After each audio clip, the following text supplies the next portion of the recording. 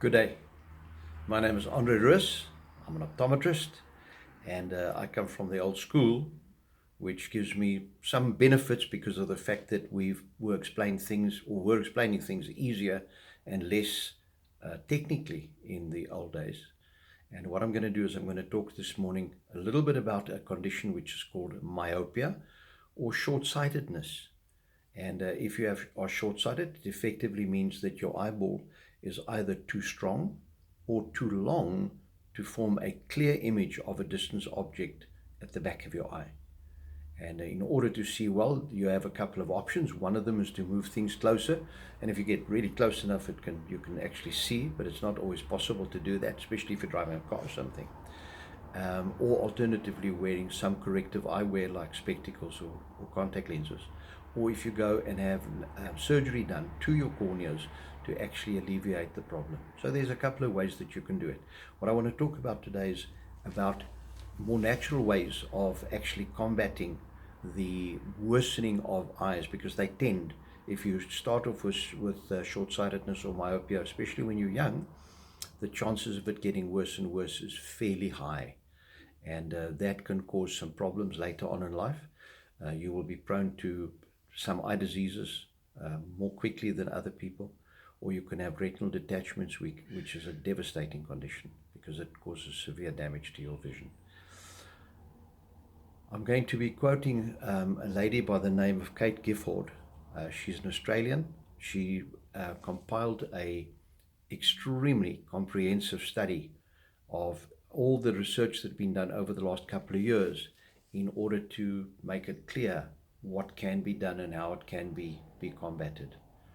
And I really want to give this lady some accolades because she really did a fine job in making it available. The thing that I'm going to be working from is a thing called the Clinical Myopia Profile. It's copyrighted by her. The copyright notice that's got on it says it's copyrighted in 2013, so it's fairly new and up-to-date stuff. And in that, she makes some really interesting things. The different risk profiles are, and I'm quoting her, the first one is genetics, a family history of myopia. The second one is the individual characteristics, visual efficiency, how well your eyes are teaming together. Another form of visual efficiency is how your focus is actually maybe lagging behind the place where you're wanting to look. And then one of the ones that is really a powerful one, and that is environment. And we find that a lot of the young people today are spending more and more time doing close things and less time to being outdoors and doing and then the final one is the time spent doing close work tasks, stuff like reading, writing, time on cell phones or tablets or on a computer and a laptop and so on. And if you take these different factors and you put them together, you actually have a risk profile that will tell you how severely you are probably going to change over time, as opposed to making those risks less, and it's lifestyle changes that makes them less, and then actually slowing down or stopping myopia progression. If at all you would be interested in having a copy of this profile, you are more than welcome to leave some comments at the bottom. Make sure that you give me an email address that I can actually send it through to you. And it would be nice if you subscribe to the channel so that you can see other things that are coming.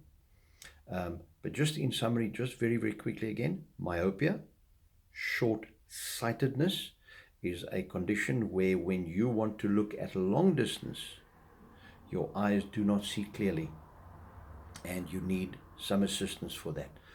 All optometrists test for that, so you can go to your optometrist and ask him to test and see whether you are short-sighted. And generally, if you are, it would start relatively early in your life. So we can actually start taking school kids by the time they go to school for a checkup and everything that goes with that. My name is Andre Russ. I'm an old school optometrist, and I practice optometry in Pietermaritzburg. So maybe you're too far to make use of my services, but if you are anywhere in the vicinity, you're more than welcome to contact me, and then come along and let me have a look at you. Thank you so much.